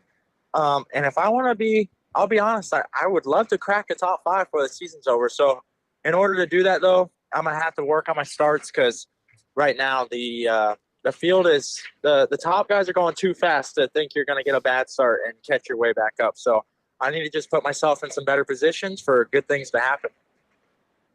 Yeah, so you stated that this was one of your career bests. When you have those moments of besting what you've done in the past, How does that translate to your game plan for the week upcoming for training and how it carries into the race day the next weekend? Yeah, that's a good question, actually. To be honest, I got 7th, which is my career best, like you said, and I wasn't even like that happy. Like, I was still kind of bummed after the race, to be honest, which I think is a good thing. I just feel I definitely hold myself to a pretty high standard and maybe too high sometimes. But yeah, I mean, it's nice to get your career best and it be it. But the problem is also a 7th is nothing really to write home about. So for me, it's just getting back and knowing what I have to work on, which, like I already said, is starts and for sure some opening laps where I just need to be able to put myself in those better positions. But for sure, it's good to see progress as well. I mean, I feel like I've progressed already as the season went on. Obviously, besides Tampa, that one was no good. But besides that, I just like had a steady improvement. So seeing that honestly makes the work during the week that much nicer because I'm seeing progress on the weekends. It's not like I'm just feel like I'm beating a dead horse where I've been putting in all this work and nothing's coming of it. So for sure, it makes it a lot nicer for myself and the people around me to see that the hard work we've all been doing is starting to pay off. So yeah, I'm going to definitely use this 4-week break to my advantage, and I want to come back to Atlanta in a better spot than where we left. Do you have another one? You're consistently at the races. I feel like one of the top finishing Phoenix guy. You battle with Cody. You guys are real close all the time. When you're at the test track at Club MX riding, how important is it within the team to be the fastest guy on the day? For me, to be honest, I try not to even stress too much about the practice track because I'll be honest with you guys, I suck at the practice track. Like for the most part, I'm really not that good practicing. And for whatever reason on race day, I just get hyped up and get way more excited and a different version of myself just comes out, which I would much rather it be that way. But I will say it definitely feels good also if you can show up to the practice track and be the fastest guy, you just had that little bit of swagger to yourself. But for the most part, I feel like all your work's already done in the preseason. So mid-season, you're kind of just maintaining. And, yeah, I definitely try to not get too spun out on the stopwatch. So at Paris, I mentioned you raced for Bud, I believe, that weekend, and you got some Supercross experience, some testing in, some Supercross testing, obviously a different bike. But I was with the Hexus team. I was on a Honda. Oh, I thought you were out there for Bud for some reason. No. Okay, well, that's me being an idiot. I'll take that. But you talked about during that weekend, and I did an interview with you post race, needing to be better in the whoops. How much better do you feel you are? Has that been a focal point of this season? I've gotten better, but to be honest, I still have a lot of work to do in them. For whatever reason, I've just been kind of struggling a little bit in them. And with me being so tall, there is absolutely zero excuse for that. So it's definitely all on me. And to be honest, you kind of got to grab yourself a little bit down there and just go into the whoops more committed. I mean, it's scary, but that's what it comes down to at this point. You got to close your eyes and pin it. Exactly. How much have you changed the bike since preseason? Have you done major adjustments or pretty much kept it the same and just adjusted your riding? Yeah, honestly, I haven't changed anything to my bike all season so far. We tested obviously in the preseason, and I want to say I found my setting in December, and I haven't changed my bike since then. Okay. Lewis? Yeah. I'll be honest, my bike's been great, so it's all on me to be better at this point. Hell yeah. Do you actually think that you're a good tester, or do you sometimes get lost in the weeds a little bit? No, I have no idea how to test. I'm pretty horrible at it. You give me something new, and sometimes I can't even tell you if I feel a difference. But that's also something I'm actually been trying to get better at this year, is because growing up, my dad, if I ever complained about my bike, he would tell me, "All right, well, park it and don't ride. Like, this is what you got." So I kind of have just been like that my entire life, where whatever I had is just what I rode. So honestly, I'm trying to be a better test rider. So, because, I mean, I think in the end it's going to help me out, right? But also it might get you a little spun out, and I'm definitely trying to skip that part. How can you actually become a better test rider? Like, is it just talking to guys more and trying to understand why things feel the way they do more? Like, I don't know how you can actually improve like your knowledge of testing? Yeah, I would say you're pretty spot on there. Like, especially just you got to be open to asking a lot of questions and taking advice too. So for me, just being around like experienced people, like obviously I'm friends with Chase, I'm friends with Tyler Bowers, just all those guys like Kyle Chisholm, like they all have so many years under their belt, and even just asking them questions, but also just having my own feedback and giving my feedback to the team, and the team's also always willing to listen. So that makes it nice. But yeah, and then it obviously comes to a point where you just have to put it on the motorcycle and try it and really stick. Like, you obviously when you're testing, you got to stick to the same line all day. You can't go out there and hit a rough spot and then come back and then go back out after you make a change and ride something that's like smooth and be like, oh yeah, the bike's great. Cause that's not how you test. Right. So you gotta be, you just gotta try and pay attention to everything your bike's doing when you finally do make those changes. But yeah, you're for sure right though. Just asking questions even is going to help me. Yeah, Cullin, you've started doing the vlogs this season, and I just wanted to know how that's been going for you, and also is that becoming almost basically a necessity in the eyes of sponsors and fans to be successful? The example I think of is having a business this day and age without a website.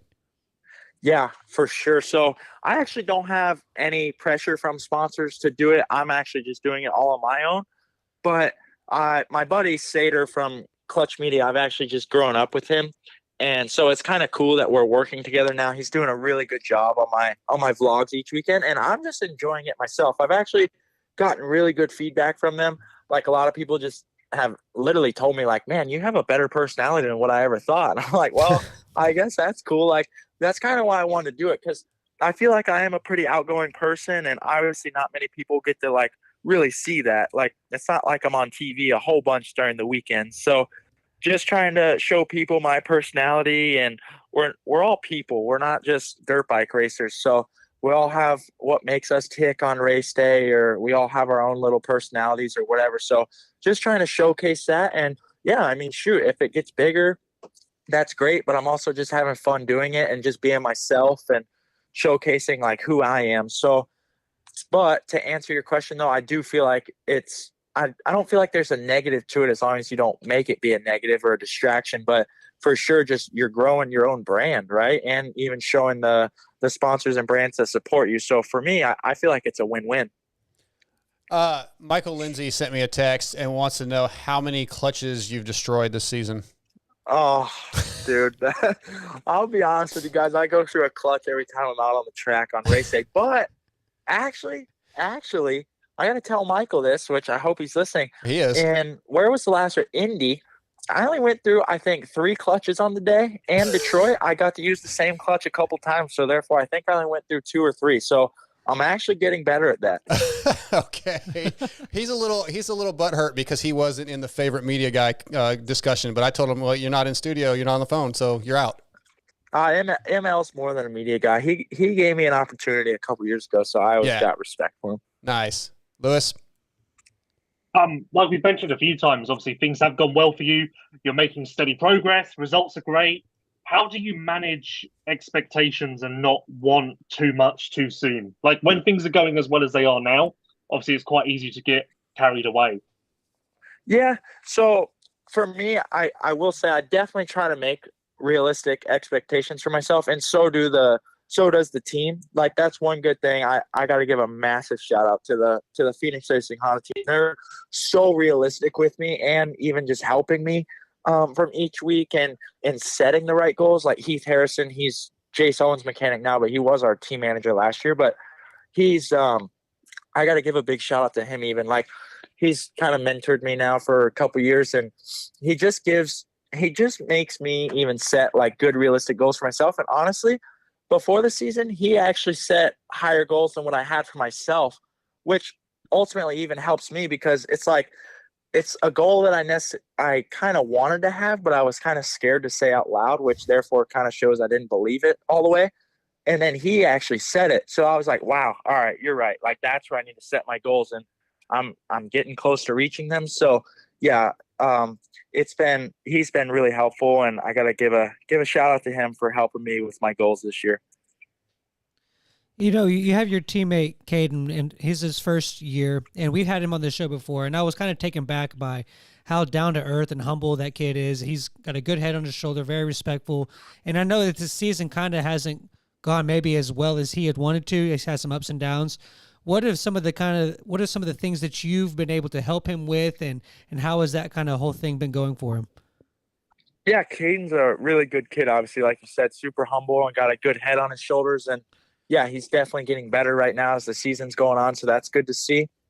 But yeah, I mean, we all try to give him our best advice, and any questions that he has, we're always willing to answer. But I think something that one big thing that I learned last year that I tried to tell him was, it was actually kind of funny. It just happened like a week or two ago. He was talking about going to go hit like a local money race somewhere during outdoors. And I'm like, oh, Caden, like, I can promise you right now, mid-outdoor season, the last thing you're going to want to go do is go race your dirt bike on your weekend off. Like, the season is very long. And that's something that, like I said, I learned last year, and I didn't even do full outdoors last year. And luckily this year we will be.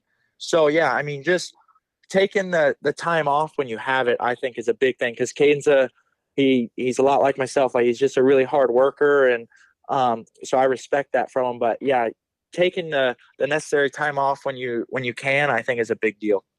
Well, speaking of that, I was going to ask you, there's about a 4-week break, I think, coming up before you guys race again. What are you going to spend your time doing? Obviously, you're going to be testing and training some, but will you take a few days to go do something to kind of blow some steam off? And then will you focus also, once you get back to riding, on some outdoor testing? Yeah, funny you just asked that. I actually have been riding outdoors the last 2 days. I rode it yesterday and today. So, and I'm actually going to ride it tomorrow on the 450. So I'm really enjoying just changing it up a little bit. Obviously, it can get old kind of riding the same thing all season. So yeah, just changing up outdoors. I'll probably ride that for a couple weeks since we have 4 weeks off. And then I'm going to get back on Supercross and possibly even try some new stuff. So that'll be nice. But yeah, to answer your question though, yeah, we're riding some outdoors, so it's kind of nice. And all of us guys, like me, Cody, Caden, and even Jace, came out and rode outdoors today. So it's a lot of fun just changing it up. And Heath is actually able to ride, because he'll be racing Loretta's this year. So yeah, we just got like a full squad out there each day, and that makes it so much fun just being around everybody. What's this new stuff? We need some details. Well, I'm just going to try a new suspension setting here. I just hyped it up to you guys about how Yeah. I haven't made a change to my bike, and then I'm about to change something. About to take a change. I like it. That's cool. Yeah. Yes, sir. A minute ago, you were talking about goals and meeting goals. Do you have weekly goals? Do you set a goal going into Saturday morning and say, okay, I want to do this, this, and this, and try to achieve those goals also, or are they just long-term season goals? I actually do. Each weekend, I kind of try and set my focus on something. And Blake Savage has also been very helpful with that. Like, he'll either call me or text me on race day, and we kind of just go over like what I need to focus on that day and what I mainly focus on like during the week. Like, for example, this past weekend in Detroit, my main focus was the last 5 minutes of the main event. The last 5 minutes, because in Indy, I just kind of fell apart with 4 minutes to go. I think I was running 7th, ended up 9th. And so in Detroit, I'm like, okay, all day, I'm like, last 5 minutes, I need to be more consistent in the main event. And that was my goal, just put down consistent laps all day. And I felt like I did that. And then obviously I ended up P7. So that was nice. But there's obviously some more room for improvement. And now I'm going to set some new goals for Atlanta. But yeah, for sure, I have new goals each weekend. And actually, Club MX, each day we actually have to say a goal for what we're working on for that specific day. So that's really cool as well. Interesting. Okay. Last question I have for you is, it's a long ways off at this point, but when you guys come back, there'll be a couple showdowns coming up. Is that an event that you look forward to, having some different riders to race against, or is it pretty much the same thing? It's just another race. No, I mean, I feel like I'd be lying if I said it's just another race. It's an East-West shootout, so it's double the competition. And I think the East-West shootouts are always exciting, and it's always a big curveball. So, and the venue it's at, I want to say it's New Jersey, right? The East-West shootout, New Jersey, and then SLC. Salt Lake. So those are two exciting venues. And I think the East-West shootout definitely, it mixes it up a lot. And I mean, man, it could make for a good opportunity. So That's obviously what I'm looking for, and I think it'll be good for myself. Hey, do your bonuses change for the shootouts? No, sir. Oh, so that's a tough day to get that. Huh? Go get that bonus. Yeah. Oh yeah. Cullin, man, thanks for jumping on. It was kind of last minute, and I appreciate you accepting it and coming on for us. It was a lot of fun. Yeah, no worries. Thank you very much for having me on. And hey, Yeah. Jamie and Lewis, you guys are high up there on the list, so I appreciate it. Hey, as long as we're on the podium, I'm okay. I mean, Lewis, he's a little selfish sometimes. He wants the top spot, but I'm just glad to be thought of. No, you're well inside the podium. You're checking out on the competition right now, so don't worry. I like it. All right, we're going to end on a good note. Cullin, thanks, man. Have a good night. Yeah, thank you, guys. All right, see ya. Lewis, you hear that? I'm just here for Chase. Am I quiet for you? I've just changed some settings. So am I quiet for you? Is this a you problem as well? Or No, you No, sounded it fine sounds to good me. on our end. I don't know. Okay. I think it was just a little bit of a lag that kind of caught him off guard. Again, though, Cullin Park brought to you by WUSA. Yeah, I don't know. That was weird because I could hear you the whole time. I turned you up, and it didn't really help much. oh well, all you can do is try your best. That's all we can do. All we can do. Let's get back into some show stuff. Eli Tomac, we haven't even hardly got through the 450 stuff yet. The neck thing was a big story. We talked about last week. He seemed better, Lewis. You were there. He rode really well. I mean, hell, he got third. He dropped back for a moment, but he kind of still felt like he made it sound like it was still lingering a little bit. Do you feel like really his neck was bothering him? Do you feel like he was just off? Yeah, no, I don't know where people are getting this because I've seen a few things saying where people said like, oh, Tomac said he wasn't 100% still. But on press day, I asked him, can we have normal Eli Tomac expectations? Mm-hmm. Like, can we stand here and say Eli Tomac's going to win tomorrow? And he said yes. So to me, that says the neck is no longer an excuse. Yeah. Like, I think that's pretty cut and dry, and that was from his mouth. So I don't think the neck was an excuse for Detroit at all. Kind of weird because the start of the main event was really good, and it looked like he was going to finish second, if not first. And then it was like he hit a bit of a wall, similar to Barsha, actually. It was like they both hit a wall and just kind of the progress just stopped. Not to be a hater, but if I'm Tomac, I'm concerned about this whole title situation. I'm really concerned. I'm not sleeping easy at the moment. Well, and I kind of got those vibes when he made the comment that it's not as fun or he's not enjoying racing these other two guys in this championship hunt. And it's kind of different than what he was saying a few weeks ago. Like, I do feel like his mentality towards this championship has changed a little bit. Yeah, and it's a weird one because you can look at it and say he's won, 5 rounds now? Mm-hmm. 5 rounds, I think.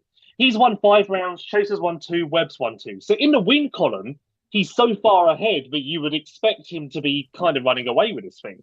Obviously, that's not the case. He's not even leading it. So I'd imagine that's frustrating for him. But also, although he's had so many more wins, he's been in the top 2 less than Webb, which kind of says he's either on or he's off. But I think that's quite a striking stat. So yeah, I would be concerned. I think maybe the weekend off will be the best thing for him. Mm-hmm. He can maybe ride some outdoors, maybe reset a little bit, maybe figure out some of the issues. Because if you look as well, his whoop speed has been nowhere. There is no whoop speed. And that's a consecutive week problem now. So this isn't a flash in the pan thing. He is consistently struggling in the whoops. So clearly there are little issues that are starting to show. And at Anaheim 1, when he looked amazing and everyone thought it was going to be a runaway, obviously that wasn't a true reflection of what was to come. Scotty, what do you think about Eli? And we're saying struggling a little bit just for Eli's standards, and we're going into Seattle, a track that can get very ruddy. According to Lewis, it should be sunshiny. We should be good. But if not, it could be bad weather. It potentially could be another rough night for Eli and lose some more points, and maybe Cooper builds some more points. Hopefully Chase gets up there and wins, and then this championship just keeps kind of flopping around.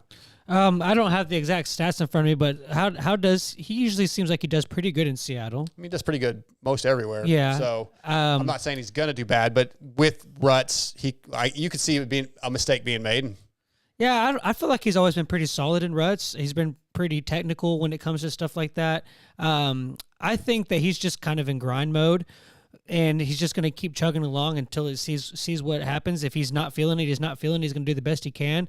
But where I really want to go with this is kind of to your point earlier. A few weeks ago, it seemed like it's changed from his outlook. Do you think that there's any buyer's remorse for making the announcement that he's doing the whole year? I wondered that, actually. It crossed my mind. I'm going to say no, but it definitely crossed my mind. Lewis, what about you? Yeah, it's probably crossed my mind too. I don't think outdoors is going to be much more fun. Right. But like when he made this decision, I'm sure he wasn't sat there thinking he was going to run away with outdoors. So he knows the situation. But I would bet that we will not see him in 2024 now. Whereas that was a hot rumor for a while. Right.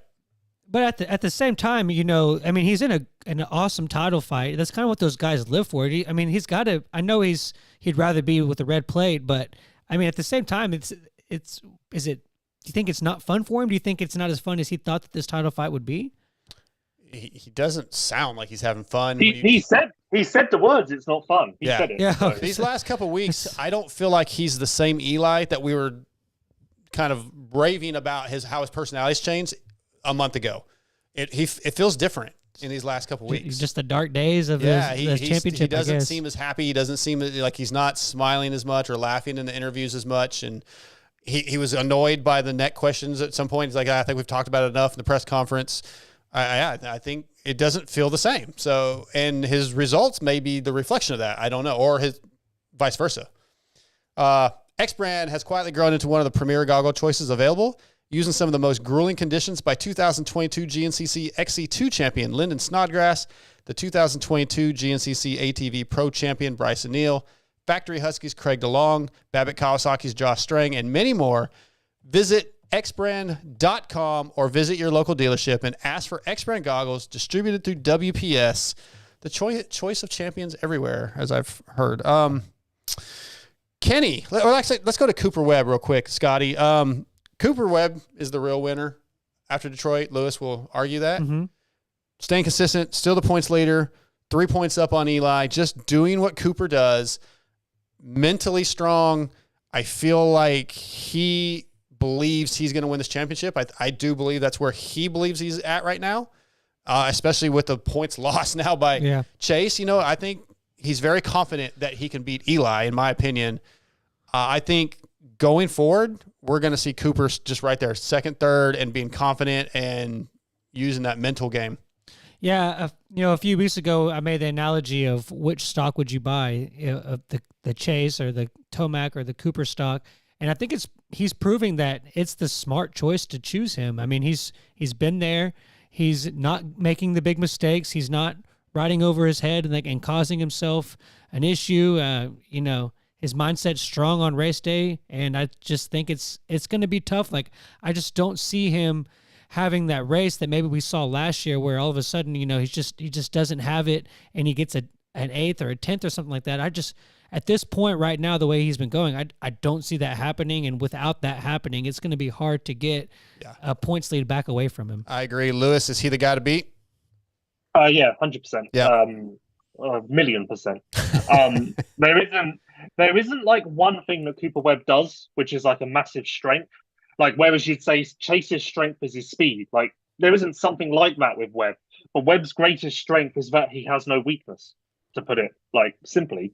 And when a guy has no weakness, the only way to beat him in a title fight is to physically beat him on a track every single week, which is kind of the situation that both Eli and Chase are in now. Right. Yeah, I think we all agreed then. Yeah, it's going to take something unusual it's going to take a bad race for Cooper to get those guys. Well, I shouldn't. That's not necessarily the case. I mean, if Eli could click off some wins and easily take the points lead right back, but I just think Cooper in the long run is the guy to pick. So I think we all agree that.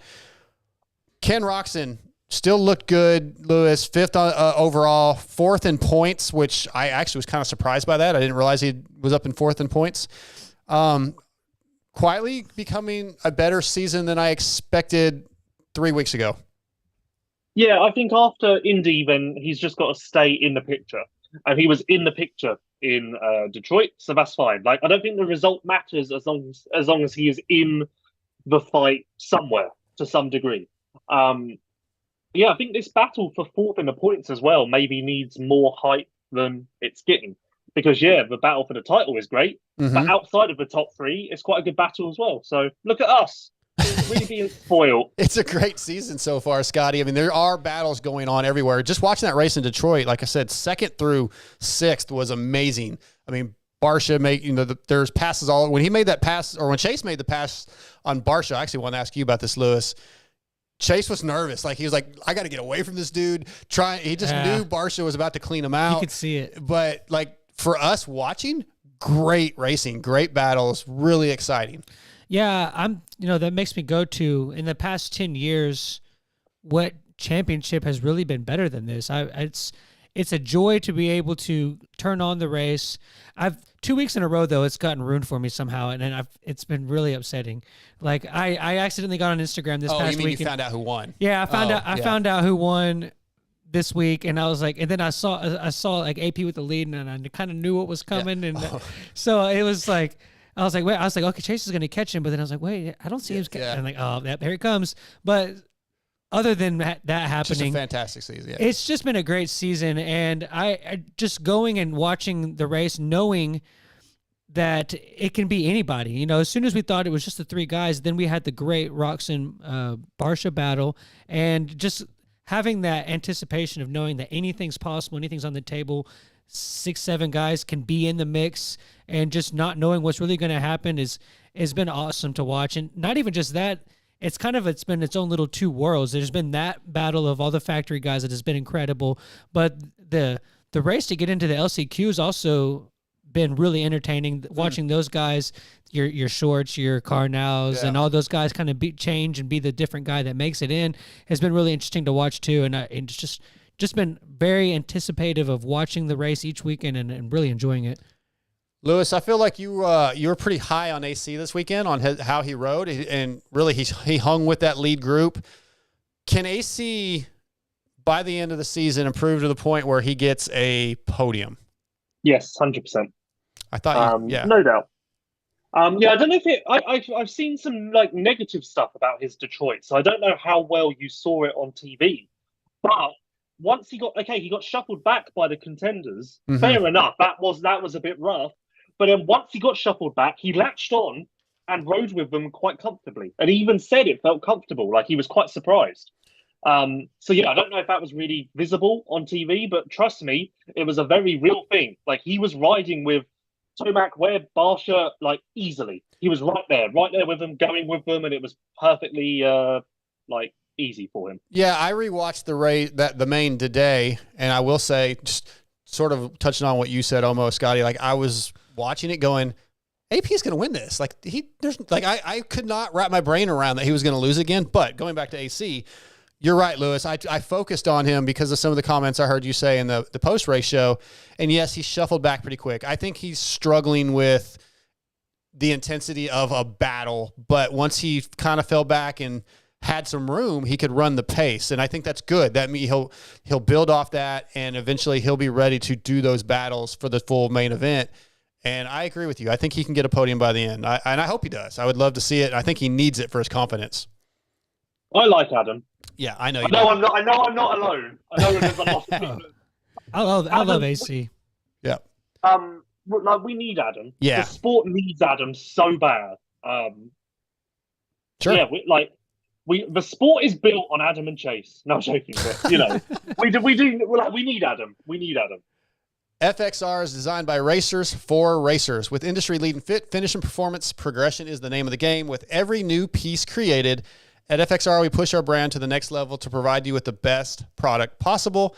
Visit fxrracing.com to see the numerous gear lines and colorways, as well as their snow lines and lifestyle casual wear. We did get a winner for our FXR giveaway, for our casual giveaway, and that is Ben Taft. Congratulations, Ben Taft. Sent you an email. We will get you some product out.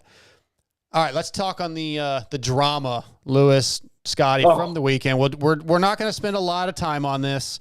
It's been talked about to death. Hayden Deegan, Jordan Smith. Scotty, let's get your outlook, because I've heard Lewis's. What are your thoughts? Do you put anybody specifically at fault? How do you? The only weird thing to me is the obvious thing is why in a heat race.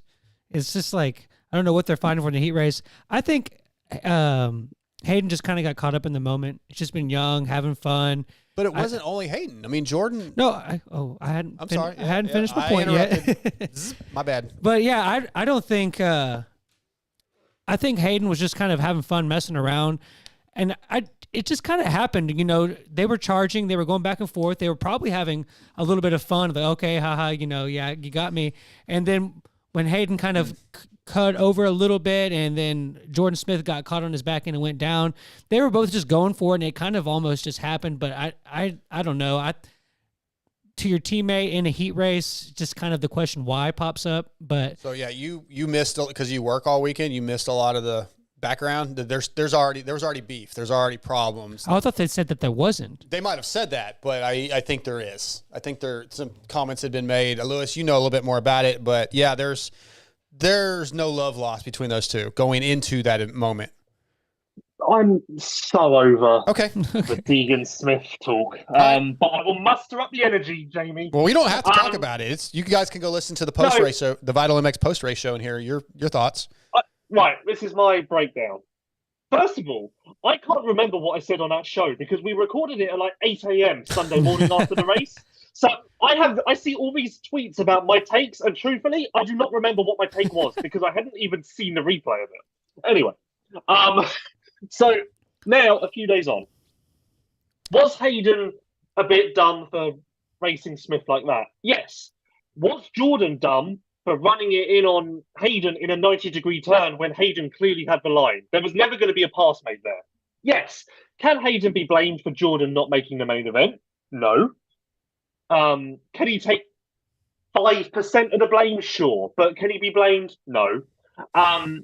Was it handled the right way in the press conference? No. But did the press do a good job in the press conference? No. Is it all being talked about way too much? Yes. I am now officially retiring from any Deegan talk ever because it's exhausting. It is exhausting. I agree. There is too much Hayden Deegan coverage. It's too much. The issue is, this is my biggest issue with this. I feel like no one is debating, fan-wise, taking the media out of it, I feel like no one is debating whether the situation from a racing point of view, it is either people who are for Deegan or people who detest Deegan. So there is bias involved. There is no one who is simply looking at it from a racing standpoint. I would love to enter a parallel universe where it was Smith and Jeremy Martin racing like that, because I think the comments and the reaction would be completely different. I think that's obvious. So that's my biggest issue with it. Is it would be even? It's not even like they're a diehard Deegan fans and they are battling with diehard Smith fans, because that isn't the situation. It is just diehard Deegan fans battling with people who detest Deegan. And that's an unhealthy situation because at that point, Deegan is bigger than the sport and the racing, and no one should ever be bigger than the racing. Yeah. Well, I like both those guys. I don't detest either one of them. And honestly, watching it back today multiple times, I put more of the blame on Hayden. Yeah, but I think this is where some things I've said have been confused. When you say the blame, what are you putting, like, what situation are you blaming him for? So during the events, the left-hander, I think there was two right-handers, then a left-hander, like he cut under and went straight for Jordan instead of trying to stay inside. And then when Jordan went down, it was because Hayden cut over pretty hard to kind of a 45 to make that corner. And they were almost side by side at the time. I feel like he didn't really have the room to do it. And I don't think it was a necessary move at the time. And Jordan was faster. Jordan had caught him, which that doesn't matter. I mean, you're still racing to keep your position. But I feel like Hayden's moves were probably more aggressive and unnecessary than Jordan's were. Oh, yeah. See, I agree with that 1,000,000%. Okay. I agree with that 1,000,000%. Yeah, of course. I think that's obvious, isn't it? Yeah. I think that's the issue. I think that's where everyone's getting so... there's so much controversy with this, and everyone's opinions are getting all like angry because there are like three individual situations here. Yeah. There is the back and forth in the switchbacks. There is the crash in a 90-degree turn, and then there is the fact that Smith didn't make the main event. So everyone is talking about different things, but no one knows that, because those three things are completely separate in my mind. Yeah. And that's where I think it's getting very confusing, and no one's agreeing because everyone's talking about different things without even realizing it. Well, and I think you're right. It does come down to a lot of the positive or negative hype from fans, whether you like him or not, and that's all they're focused on instead of what actually happened. And really, at this point, I agree. I think we need to move on. It's been talked about enough, but they'll figure it out. They'll move on. Race. They're going to race in a month or so again. But the press conference, you brought that up, Lewis, and the handling of that. And again, I've seen the comments on how Hayden, he kind of laughed and said, "Oh, I wasn't really paying attention." I really feel like that was just, in my opinion, Hayden wasn't being cocky or an a-hole. He was just probably didn't know what he was really supposed to say and trying to let it blow over, and probably didn't handle it the proper way. I don't know if you saw Scotty the press conference. I saw a snippet of it. But I mean, he's a kid and he was in a weird, uncomfortable position, Lewis, and probably just didn't know what to say. So he was kind of like, "Yeah, I don't know. I don't even know." Just basically saying, "I don't want to talk about it." Yeah, I do remember saying this on early Sunday morning. I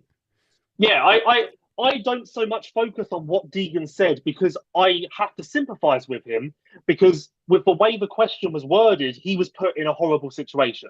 If the question was worded in a very constructive and professional way, then you can judge Deegan's reply. Mm-hmm. But ultimately, the question put him in a situation where, he probably didn't know what to say. And he did screw up his reply a little bit. It wasn't perfect. But also, the blame can't go 100% on Deegan. It has to go on the interviewer. That is where I've had situations where I'll do an interview with a rider. They'll say the wrong thing. And I have to hold my hands up and go, "Look, you know what? The way I asked that question, I didn't put you in a position to answer it well. So I have to take some of the blame with that." Yeah. And I think that's the situation with his press conference. Well, and I think you're specifically talking about the David Eisner question, but when our Michael Lindsay asked a question, which was worded much more appropriately, Hayden sort of had the same response. He laughed and was like, "Yeah, I wasn't paying attention." He did sort of follow it up with a little bit better response, but I really think the overall thing was he was trying to just not give an answer as best he could because the team probably doesn't want him talking about it. I think ultimately Deegan didn't sit there and go, "Yeah, fuck everyone, fuck Smith, who cares? I'm here now and this is my show." He didn't say that. Right. So if he'd said that, okay, let's get the pitchforks out. But also I don't think what he said really crossed the line. At the end of the day, it showed a bit of personality. So how much, we all want personality, so how much can we really get on the guys? Okay. Yeah. Should Hunter have weighed in? Probably not. But also, want the guys to speak their mind and stuff. So I'm not going to get on Hunter for weighing in, because you know what? You can't have your cake and eat it. No, and I actually liked Hunter weighing in because I thought it showed some camaraderie and some, hey, look, this is, and he wasn't wrong. He said, you guys say the 90s and the 80s were more aggressive and blah, blah, blah, and then we do it, and all you do is complain. He's right. That's how it is. You cannot make anybody happy. No matter what they do, somebody's going to complain. And the thing that Hayden said that I did like was look, man, it's a heat race. I want to win a heat race just as much as I want to win a main. I want to win races. All right. Hell yeah, Hayden. That's what a racer wants to do. Thank you for being honest, at least in that point. So I thought that part of his response was noteworthy, personally. Can I go? Go ahead. If Smith didn't crash in that 90, does this get blown up to where it is now? No. Definitely not as bad. I still think there's probably everybody wonders what happens back at the truck. And I mean, yeah, he was still going to make the main even after that crash and then wadded himself 3 more times. So, I mean, that has nothing to do with what Hayden did. But everything. But he shouldn't have been in that position to begin with. Yeah. I mean, everything that that you guys just discussed is all just a product of what we're seeing and its precedence for what I think was going to be seen in the future.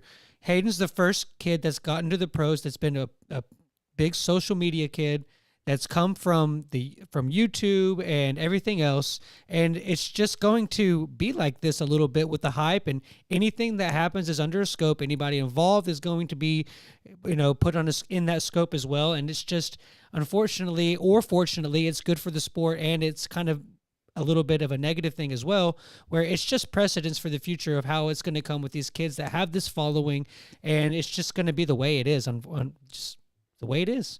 Maybe. Go ahead. So I'm thinking about that 90-degree incident. Yeah. Deegan did have the wheel. We can agree on that, right? Like, he was ahead by half a bike length, right? At the same time, though, you're talking about when Jordan went down? Yeah. Yeah. Okay, I feel like they were side by side for a moment, and then Hayden squirted ahead. Yes, I will say he had the wheel, but did he cross lines a little bit? I think he did. No, because I don't think that heading into that corner, no one was coming into that corner as tight as Smith was. That's true why too. I say yes. That's why I say Deegan had the line, because Deegan was using the race line. And ultimately, when they tangled, you could see that Smith was behind, because Smith tangled with the back end of Deegan's bike. Yes, if they were side by side, they both would have crashed. He was leaning into the corner and got on the front brake, and the front end kind of twitched and made him somewhat high side, because he was trying to brake to avoid Hayden cutting over, which you're right. He nobody else had gone inside like that. So he was in a bad position, but then that's why he clipped the rear wheels, because he stood the bike up when he was trying to stop and the front end twitched.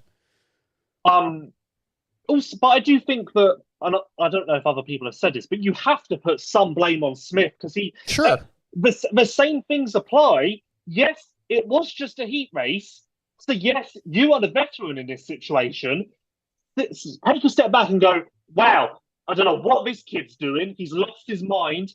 I'm going to take a step back and attack again in a lap's time. I don't need to make this pass right now. Like that's also where I think that you can't pile on. Well, you can pile on Deegan, but you can also pile on Smith. I agree. What do you guys think happens if he does that to someone like Blos, or a guy that, Bowers in past situations, or even when he faces a guy like Barsha? How do you think that happens? How do you think that goes down with a guy like that? Not just on the track, but back in the pits. Probably the same way, other than it's not your teammate.